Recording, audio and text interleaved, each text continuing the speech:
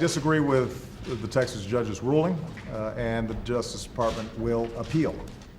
President Obama reacting this evening to the ruling by federal judge Andrew Hannon in Brownsville. The ruling temporarily stopped the president's immigration initiatives that would give nearly 5 million illegal immigrants a work permit and temporary relief from deportation. Now, certainly there's been an awful lot of emotion over this, and Fox 4's Richard Ray joins us now live with that. Rich.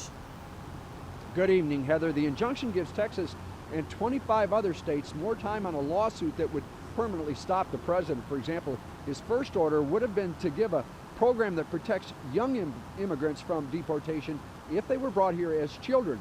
That would have gone into effect on Wednesday. Song and prayer from immigration rights supporters.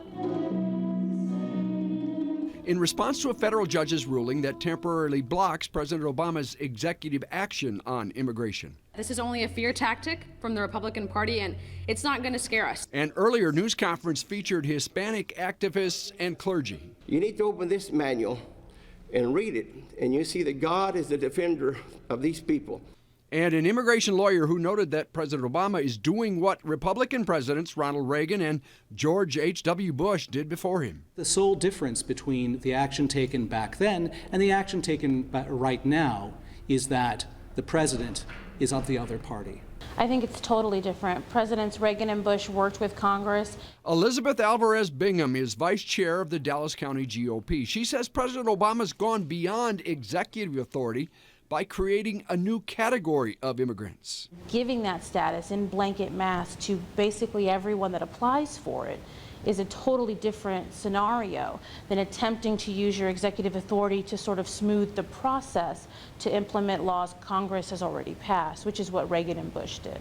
The truth is that people everywhere are being more supportive of immigration reform. Liz Magallanes is a so-called dreamer brought to the U.S. as a child.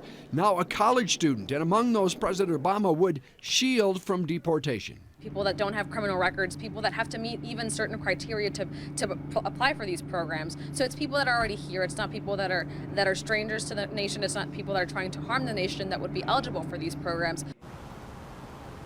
A federal appeals court will hear it next, but most everyone agrees that it's headed ultimately for the Supreme Court, and Elizabeth Alvarez Bingham thinks that will happen fairly soon, Heather, before the court adjourns in October.